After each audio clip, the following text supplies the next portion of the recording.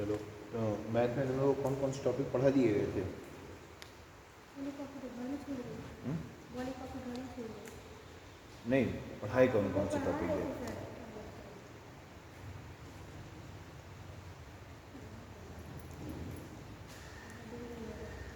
आपको पढ़ाया गया था शायद टाइम स्पीड डिस्टेंस पढ़ाया गया था और एवरेज पढ़ाया गया था, औसत, है ना? एवरेज और औसत दो चीज़ें है ना? क्लॉक वो रीजनिंग का चैप्टर, रीजनिंग में पढ़ाया था ना? देखो, परसेंटेज के बारे में थोड़ा सा समझते हैं, ठीक है? परसेंटेज क्या होता है?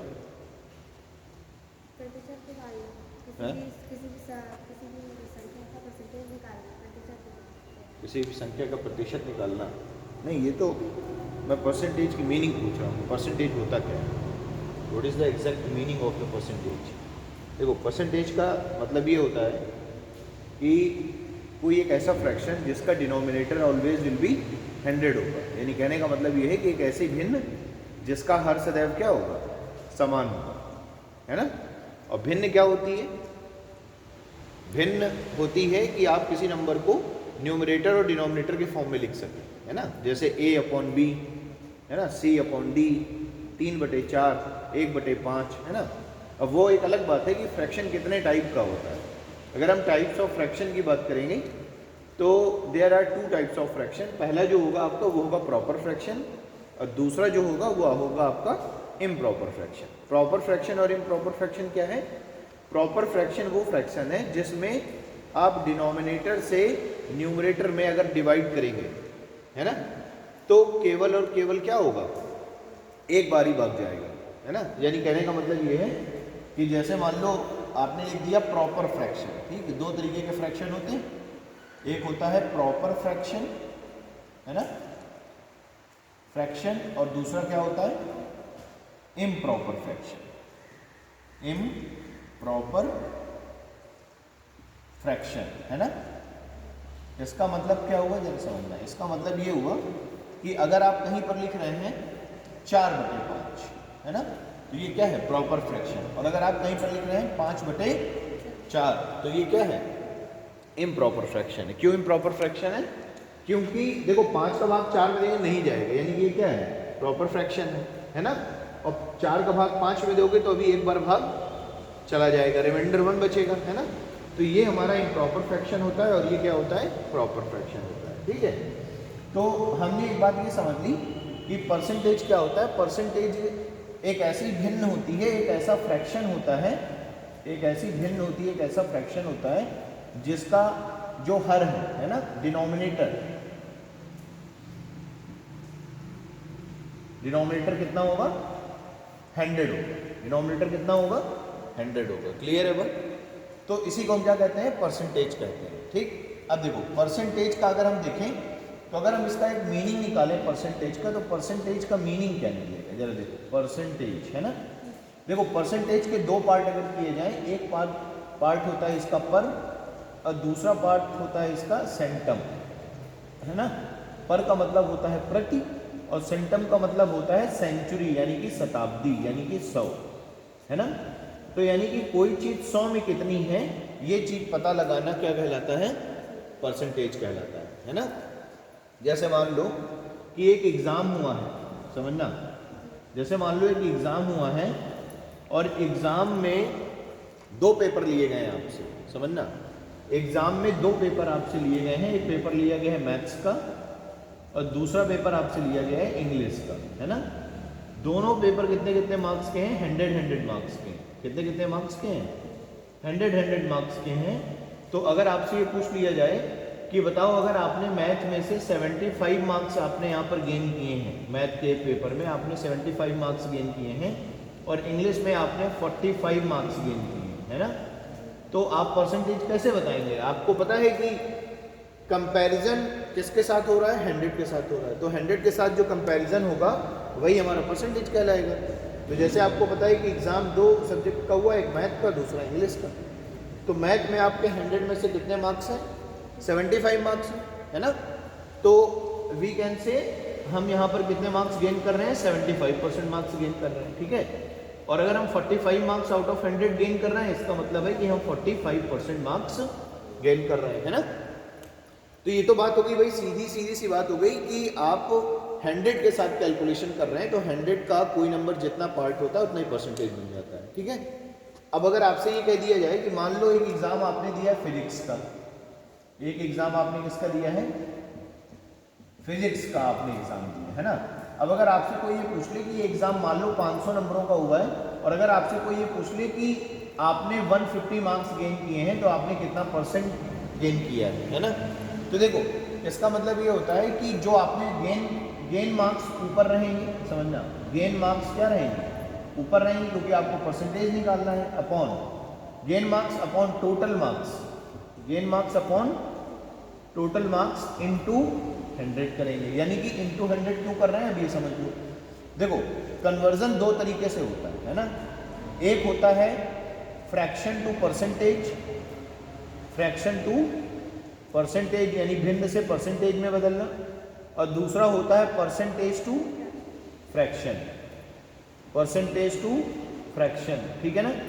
तो ये बात हम लोगों ने बहुत पहले भी ये पढ़ रखी है, जान रखी है, सीख रखी है क्या, कि जो फ्रैक्शन होता है उसको अगर आप परसेंटेज में कन्वर्ट करेंगे, जैसे मान लीजिए कोई फ्रैक्शन लिखा है a अपॉन b, है ना, इसको जब आप परसेंटेज में चेंज करते हैं तो क्या करते हैं, इनटू 100, है ना। और अगर आप परसेंटेज से फ्रैक्शन में कन्वर्ट करते हैं, जैसे मान के चलिए कहीं पर लिखा हुआ है a%, है ना, तो आप क्या लिखते हैं, इसे a अपॉन 100 लिखते हैं। यानी कहने का मतलब ये है, जब भी आप प्रतिशत से भिन्न में बदलेंगे तो आप 100 से भाग करेंगे, और जब भी आप फ्रैक्शन से परसेंटेज में बदलेंगे तो आप उस वैल्यू में इनटू 100 करेंगे, ठीक है। तो देखिए आपको परसेंटेज फाइंड करना है तो आपको क्या करना पड़ेगा, 100 का मल्टीप्लाई करना पड़ेगा, है ना।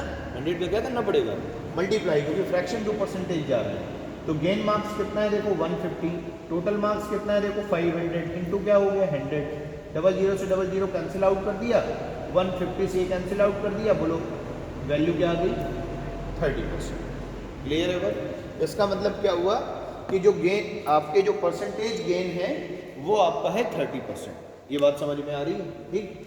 अब जैसे देखिए, जैसे आपसे कह दिया जाए कि बताइए आपने जो है 75 मार्क्स गेन किए हैं किसी एग्जाम में, 75 मार्क्स गेन किए हैं आपने किसी एग्जाम में, और आपसे पूछ लिया जाए कि एग्जाम जो हुआ है वो हुआ है 400 मार्क्स का। कितने मार्क्स का हुआ है, 400 मार्क्स का एग्जाम हुआ है। तो बताइए उसके कितने परसेंट मार्क्स हैं, परसेंटेज मार्क्स आपको फाइंड करना है। बताइए कैलकुलेट करके कि कितने परसेंट मार्क्स उसको मिले होंगे।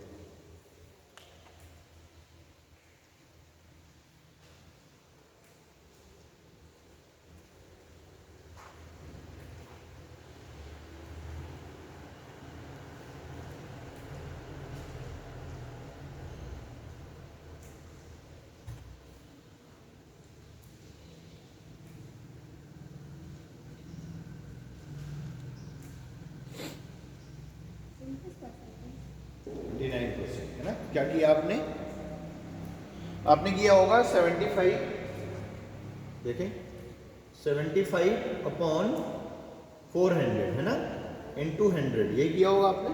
तो ये डबल जीरो से डबल जीरो कैंसिल आउट हो जाएगा, और जब 4 से आप 75 में डिवाइड करेंगे तो 18 टाइम्स कंप्लीट डिवाइड हो जाएगा 72, है ना। फिर आएगा पॉइंट, क्लियर, क्योंकि फिर यहाँ पर क्या बन गया होगा 30 बन गया होगा, है ना। फिर 4 से 28 और फिर 4 पंचे 20, यानी कितनी बार डिवाइड हो रहा है 18.75%, है ना। इतना ही आ रहा है, कितना आ रहा है 29 कैसे आ जाएगा बेटा, डिवाइड करो 18.75, भाई 4 का भाग आप 75 में दे रहे हैं ना, तो 18 चौक 72 हो गया, बचा 3। अब तो डिवाइड होगा नहीं, 3/4 क्या है, प्रॉपर फ्रैक्शन है, आपको क्या करना पड़ेगा, पॉइंट लेके 0 लेना पड़ेगा, फिर आगे आपको डिवाइड करना होगा, है ना। तो ये आंसर आ जाएगा आपका 18.75%। क्लियर है। और अगर हम चाहते तो हम इसको ऐसे भी लिख सकते हैं, कैसे लिख सकते हैं इसको लिख सकते हैं 18 होल 3/4%, 18 होल 3/4%, हम इसको ये भी लिख सकते हैं। ये बेटा ऐसे हो रहा है कि अगर आप 4 का डिवाइड कर रहे हैं 75 में, तो 18 चौक 72, शेष कितना बचा 3, तो वही लिख दिया हमने 18 चौक 72, शेष बचा 3। से इसको ऊपर लिख देंगे, है ना, बस ये करना है, ठीक है।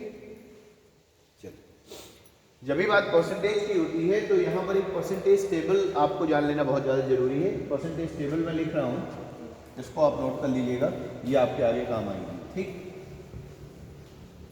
तो देखते हैं जरा परसेंटेज टेबल क्या है।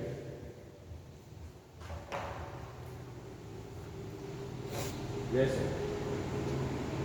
एक होती है आपकी परसेंटेज टेबल, परसेंटेज टेबल, है ना। अब परसेंटेज टेबल क्या होगी, देखो आपको पता है कि अगर कोई चीज़ 100% है तो वो अपने आप में पूरी है, और अगर वो अपने आप में पूरी है तो कितनी है, 1, है ना। इसी तरीके से अगर आप 50% की बात करेंगे तो वैल्यू क्या हो जाएगी, 1/2।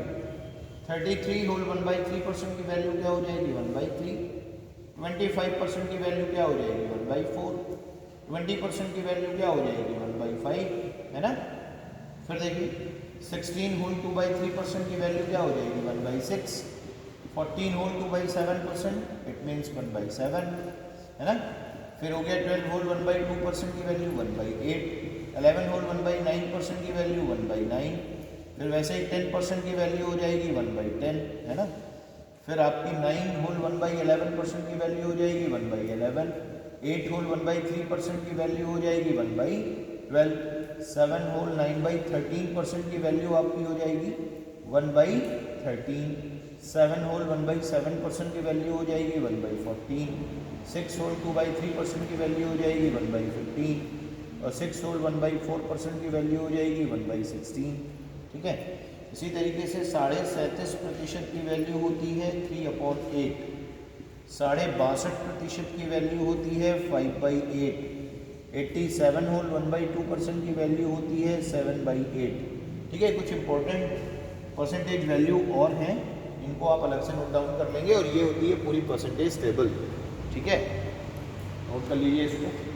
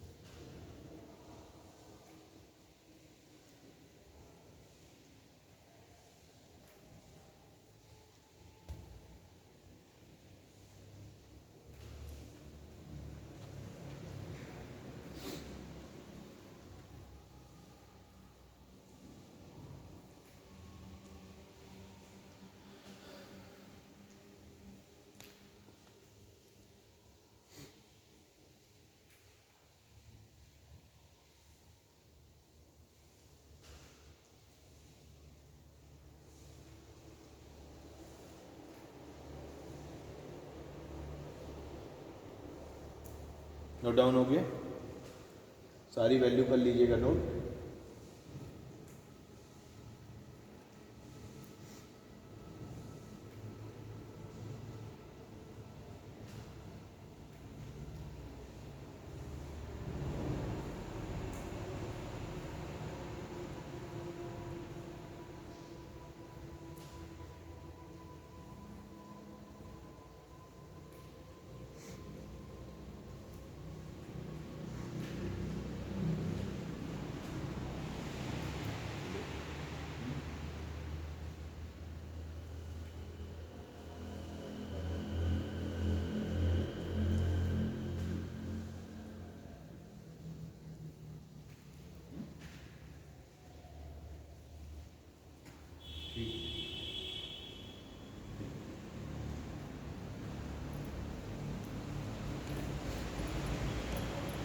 ठीक है। अब जैसे मान के चलो आपसे ये कह दिया जाए, देखो मान लो आपसे ये कह दिया जाए कि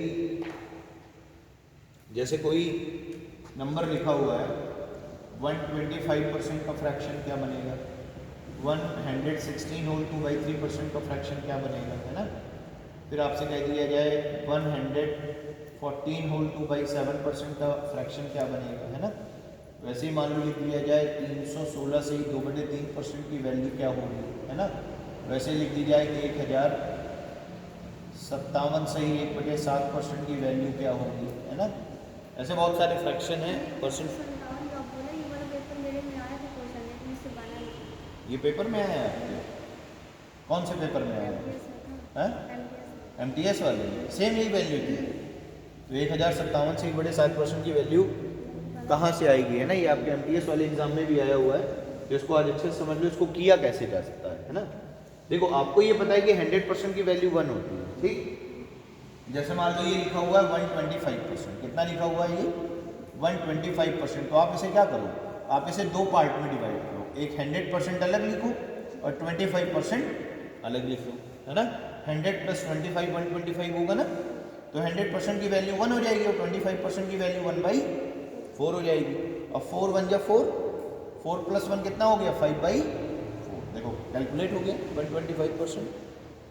क्लियर। अब जरा देखिए, जैसे यहाँ पर आपको लिखना है 116 होल 2/3%। आप इसको कैसे ब्रेक करेंगे, आप इसको करेंगे 100% अलग करेंगे और 16 होल 2/3% अलग करेंगे। तो 100% की वैल्यू 1 पता है आपको, इसकी वैल्यू 1/6 अभी अभी लिखवाया है आपको। तो 6 1 जा 6 + 1 कितना हो गया 7/6 हो गया, कैलकुलेट हो गया ये, है ना। अब जैसे मान के चलो इसको सॉल्व करना है हमें, है ना। तो जैसे मान लो लिखा है 3016 होल 2/3%, 3000 नहीं 316 होल 2/3% है ना। तो इसको कैसे ब्रेक करेंगे आप, इसको करेंगे 300% अलग करेंगे और 16 से ही 2/3% वाली वैल्यू अलग कर देंगे। आपको पता है 100% मतलब 1 होता है, तो 200% मतलब 2 होगा और 300% मतलब 3 हो जाएगा। 3 + 1/6, 6 की 18 और 1 19, 19 बटे कितना हो गया 6, सॉल्व हो गया। अब इधर आ जाइए, देखिए जरा इसको 1057 से 1/7% को जब हम सॉल्व करेंगे, इसके आपको 3 पार्ट करने पड़ेंगे। कितने पार्ट करने पड़ेंगे 3। एक आपको करना पड़ेगा 1000% का, एक आपको करना पड़ेगा 50% का और एक आपको करना पड़ेगा 7 होल 1/7% का। और तीनों की वैल्यू आपकी कॉपी में नोट डाउन है। ये बताइए 100% की वैल्यू अगर 1 है तो क्या 1000% की वैल्यू 10 होगी? 100 में आगे एक जीरो लगाओगे तो 1000 बन जाएगा, है ना। तो 1 में एक जीरो लगाओगे तो 10 बन जाएगा। तो ये हो गया 10, ये हो गया 1/2 और इसकी वैल्यू अपन ने अभी कितनी लिखी है 1/14 लिखी है ना। तो ये हो गई 1/14, ठीक। अब आप इसका एलसीएम लेंगे तो कितना आ जाएगा 14 आ जाएगा।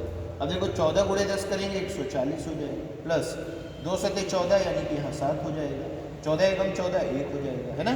तो ये कितना हो गया 148 बटे कितना बन गया ये 14 बन गया, है ना। अब अगर आप 2 से काट देंगे तो 2 सते 14, 2 चौको 8 और 2 सते 14। बोलो क्लियर हो रही है ना बात, ठीक है। तो इस तरीके से हम इसको क्या कर सकते हैं सॉल्व कर सकते हैं। बोलो क्लियर है ये बात, ठीक। नोट डाउन कर लीजिए।